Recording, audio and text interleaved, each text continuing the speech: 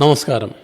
കഴിഞ്ഞ ദിവസം 46 വയസ്സുള്ള ഒരു മാന്യദേഹം ചികിത്സ തേടിയെത്തി. അദ്ദേഹത്തിൻ്റെ പ്രശ്നം എന്താണെന്നല്ലേ, അഗ്രചർമ്മം ഈസിയായിട്ട് പുറകോട്ട് മാറ്റുവാൻ കഴിയുമായിരുന്നു, മാറ്റി വാഷ് ചെയ്തുകൊണ്ടിരുന്നതാണ്. പക്ഷേ കഴിഞ്ഞ 4-5 മാസമായിട്ട് അതവിടെ ഒട്ടിപ്പിടിച്ചു പോയി.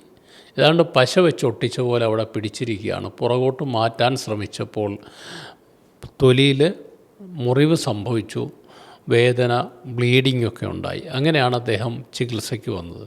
അപ്പോൾ നമ്മൾ പരിശോധനകൾ നടത്തി, ബ്ലഡ് ടെസ്റ്റ് ചെയ്തപ്പോൾ അദ്ദേഹത്തിൻ്റെ HbA1c ഷുഗറിൻ്റെ 3 മാസത്തെ ആവറേജ് 12.5 ആയിരുന്നു.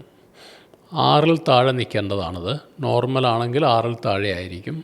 ഇത് 12.5 എത്തിയിരിക്കുന്നു. അതുപോലെ റാൻഡം ബ്ലഡ് ഷുഗർ 348 ആയിരുന്നു.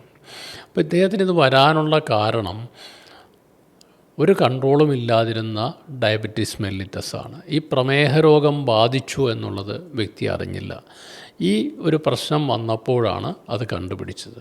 പ്രമേഹം വന്നതോടുകൂടി ബെലനോപോസ്റ്റൈറ്റിസ് എന്ന് പറയുന്ന ഒരു കണ്ടീഷൻ പെനീസിനെ ബാധിക്കുകയും അങ്ങനെ ആ ചർമ്മം ഒട്ടിപ്പിടിച്ചു പോയി. അത് പിന്നെ സർജിക്കലി തന്നെ കറക്റ്റ് ചെയ്യേണ്ടി വന്നു. രാവിലെ വന്ന് വൈകുന്നേരം തിരിച്ചു പോകാവുന്ന OP പ്രൊസീജിയറാണത്. ഔട്ട് പേഷ്യൻ്റായിട്ട് തന്നെ ചെയ്യുന്ന ഒരു ചെറിയ പ്രൊസീജിയറാണ്. ആ പ്രൊസീജിയറിലൂടെ അദ്ദേഹത്തിൻ്റെ പ്രശ്നങ്ങളെ മാറ്റിയെടുക്കാൻ പറ്റി. അതോടൊപ്പം ഷുഗർ നിയന്ത്രിക്കാനുള്ള, പ്രമേഹത്തെ നിയന്ത്രിക്കാനുള്ള ചികിത്സയും ആരംഭിച്ചു. ഈ 2 കാര്യങ്ങൾ ചെയ്തതോടെ അദ്ദേഹത്തിൻ്റെ പ്രശ്നം പൂർണ്ണമായി പരിഹരിക്കുവാൻ കഴിഞ്ഞു. അപ്പോൾ ഷുഗർ ഉണ്ടോ ഇല്ലയോ എന്നുള്ളൊരു 40-40 വയസ്സിന് ശേഷമൊക്കെ ടെസ്റ്റ് ചെയ്യേണ്ടത് ആവശ്യമാണ്. പലരും പറയും ഷുഗർ, അയ്യോ എനിക്ക് യാതൊരു ലക്ഷണവും ഇല്ല ഡോക്ടറെ, എനിക്ക് നല്ല ആരോഗ്യമാണ്, ഞാൻ നന്നായിട്ട് യാത്ര ചെയ്യും, നടക്കുന്നുണ്ട്, എക്സർസൈസ് ചെയ്യുന്നുണ്ട്, നല്ല വ്യായാമമുണ്ട്, എനിക്കിതൊന്നും വരാൻ വഴിയില്ല. അങ്ങനെ വിചാരിക്കരുത്. ഒരു 40-40 വയസ്സിന് ശേഷം എന്തെങ്കിലും ആരോഗ്യ പ്രശ്നങ്ങളുണ്ടോ എന്നുള്ളത് ഏതെങ്കിലും ഡോക്ടേഴ്സിനെ കണ്ട് ചെക്ക് ചെയ്യുന്നത് നല്ലതാണ്.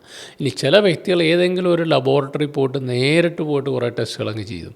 എന്തേലും ഉണ്ടോ എന്നറിയാം, അവർ കുറേ ടെസ്റ്റുകൾ ഇങ്ങനെ അടിച്ചിട്ട് കൊടുക്കും.